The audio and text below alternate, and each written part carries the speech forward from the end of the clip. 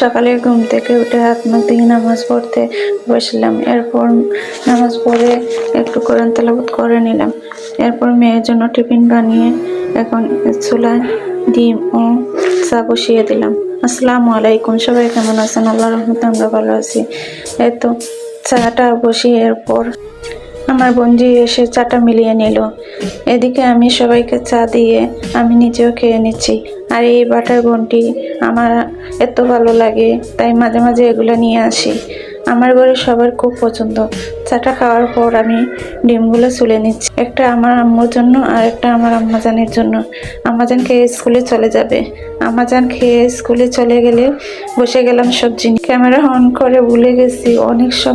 অনেক সময় আমার এভাবে হয়, ক্যামেরার সামনে নিয়ে কাজ করি কিন্তু অন করতে ভুলে যাই।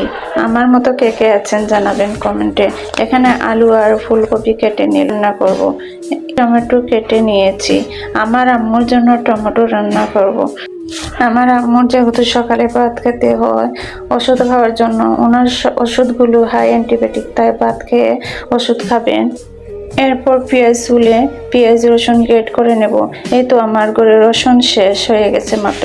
পুরুষ মানুষ থাকলে কি সুবিধা বলে চলে আসে, আর আমাদের কোনো কিছু শেষ হলে গিয়ে নিয়ে আসতে হয়। এরপর রান্নাটা বসিয়ে দিলাম। রান্নাটা বসিয়ে এখন আমি সকালকে কাপগুলা ধুয়ে নিচ্ছি।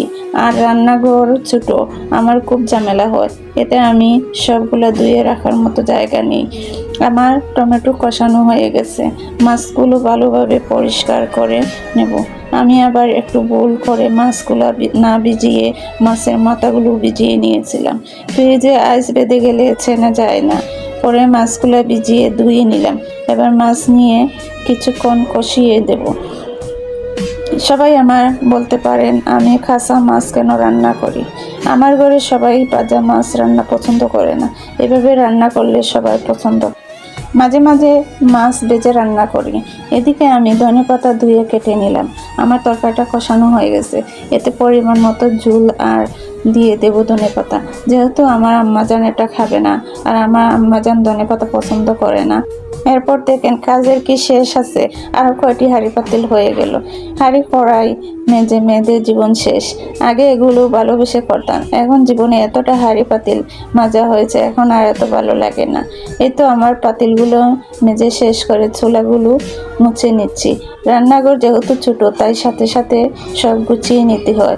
আর এই বাসাটি এত পুরনো হয়ে গেছে।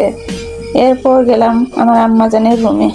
দেখেন স্কুলে যাওয়ার সময় সব অগুছালো করে রেখে গেছে। এখন আমি সবগুলো গুছিয়ে নেব। অনেকগুলো কাপড় বিছানায় রেখে গেছে। এরপর আমি বেলকুনি থেকে আরও কাপড় নিয়ে আসলাম। এগুলো যেহেতু শুকনো কাপড়, তাই আমি এগুলো গুছিয়ে রেখে দেবো। এরপর গেলাম আমার রুমে। আর আমার রুমে আমার আম্মু ঘুমিয়ে আছেন, তাই এখন ওনাকে ডাকবো না। আমি শুধু আমার কম্পিউটার গুছিয়ে নেব এবং রুমগুলো গুছিয়ে নেব। আম্মু যখন ঘুম থেকে উঠবে তখন আমি বিছানাটা গুছিয়ে নেব। আজকের মতো ভিডিওটি এখানে শেষ করতেছি। সবাইকে ধন্যবাদ। আল্লাহ হাফিজ।